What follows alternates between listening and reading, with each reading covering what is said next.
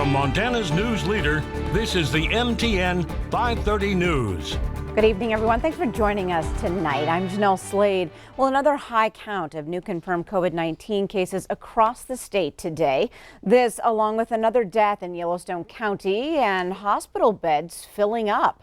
Well, the latest life lost due to coronavirus-related illness, a Yellowstone County man in his 70s who passed away on Sunday. Yellowstone County also today adding the death of a man in his 60s from last Friday. This brings the county total to 66, the statewide total deaths to 175. Now, health authorities also confirmed 306 new active cases, bringing the state total to more than 3,300. More than 9,000 people have recovered. At St. Vincent Healthcare here in Billings, hospital leaders say the amount of patients and COVID-19 and otherwise is busy, but it's manageable.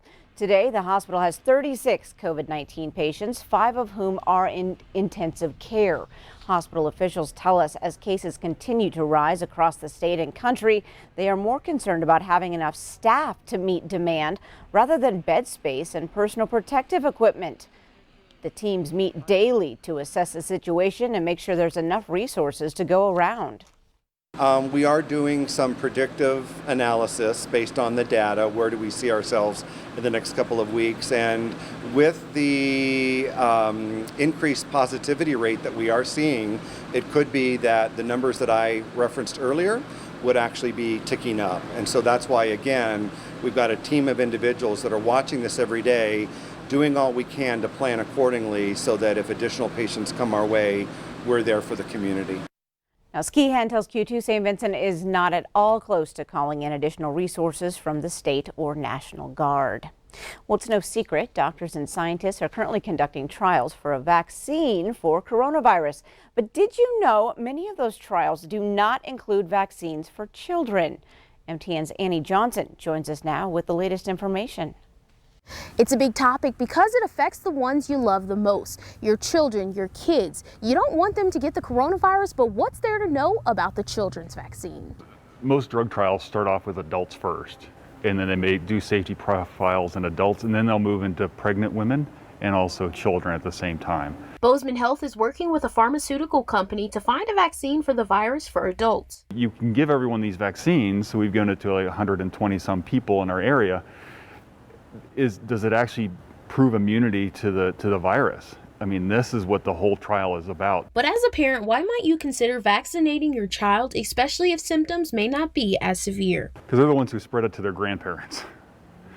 And so if you vaccinate children, just like the flu, not that many children, have severe flu-like symptoms, but they're the ones who give it to the older adults when they come at Christmas and visit. And the million-dollar question is, how safe would this new prevention be? I mean, right now I can tell you the safety data for the adults is actually very, very good, right up there with all the other vaccinations that are available to both kids and adults. So extrapolating that to children, it's going to be just as safe in children as it is for adults. And after safety is established, the doctor believes a children's vaccine won't take long to find. It'll go very quickly because they've proven safety. And that's the biggest thing. The vaccine Dr. Gentry is talking about is through a company called Pfizer, only one of about 5 possible vaccines currently being worked on. Reporting at Bozeman Health, Annie Johnson, MTN News. Thanks, Annie. Now, different reports estimate a possible vaccine for coronavirus may be available by the end of the year. Now, that timing is right in line with flu season, which has many people wondering if they'll be able to get both the coronavirus and the flu vaccine, or if they'll have to pick between them. Well, doctors at Bozeman Health say more testing is needed for a definite answer, but as of now, it appears people may be able to get both.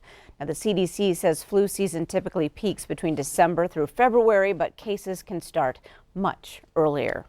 Well, the Trump administration's top energy official will be in Colstrip this week. U.S. Energy Secretary Dan Brouillette was invited by Senator Steve Daines.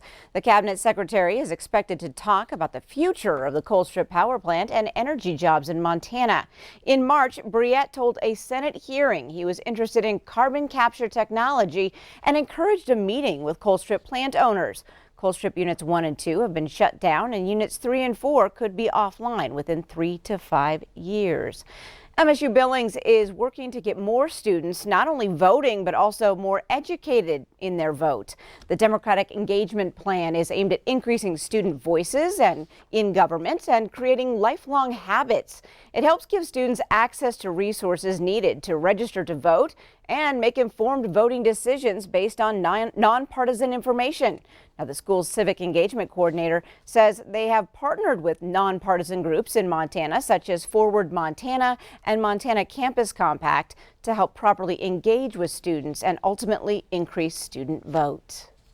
I am not a U.S. national. However, it does give me a unique perspective, I feel sometimes, to really see the value in a democracy, the importance of voting, and more important than anything else, the importance of one person's vote.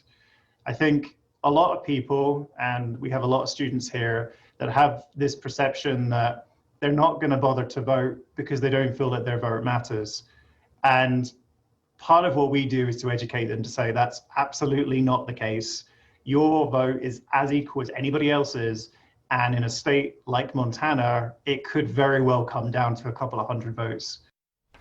Buchanan says in the future, the university plans to have sustainable events, projects, and resources for students to maintain involvement with the Democratic Engagement Plan. Well, the candidates for Montana's only contested state Supreme Court seat mixed it up this past weekend in a debate broadcast on MTN's Face the State. Well, Chief Political Reporter Mike Dennison has more on the debate between Supreme Court Justice Lori McKinnon and her challenger, Helena attorney Mike Black. Black didn't wait long to challenge McKinnon in Sunday's debate, saying some of her opinions have favored landowner interests that campaigned for her election to the High Court in 2012. When public uses come up against other property rights, she has consistently ruled against public rights to use property with respect to access. McKinnon, who's running for a second 8-year term on the court, said she had nothing to do with the group that supported her, and that she decides cases based on the law and the facts before the court. I had no association at all with the independent expenditures that came into the election in 2012. And Mr. Black is implying that my vote was bought as a sitting justice. That's a pretty strong accusation to make. Black also said he believes Montana's unique constitutional right to privacy has made the right to an abortion settled law in the state, and asked if McKinnon agreed. McKinnon said Black should know that no ethical judge would answer that question and thus prejudge a case before it's argued. You have to look at the case that comes in front of you, review the arguments. There's always nuances to everything, and I would never say how I would rule in a case in the future. McKinnon said her 8 years of experience on the High Court make her the best choice, and that she doesn't bring politics into any of her decisions.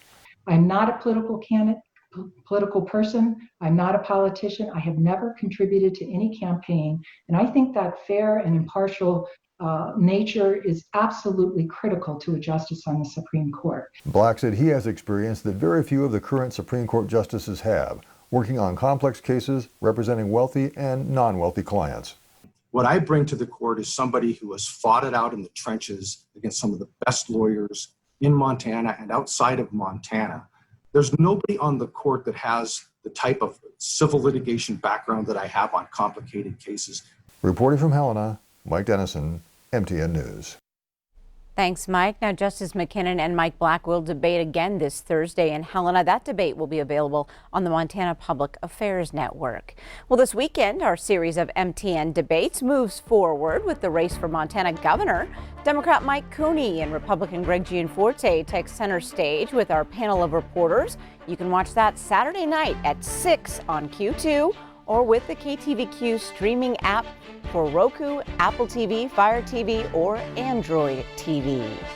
Up next on tonight's MTN 530 News on Q2, find out how the long way home turned into a life-saving adventure for 2 Montana women.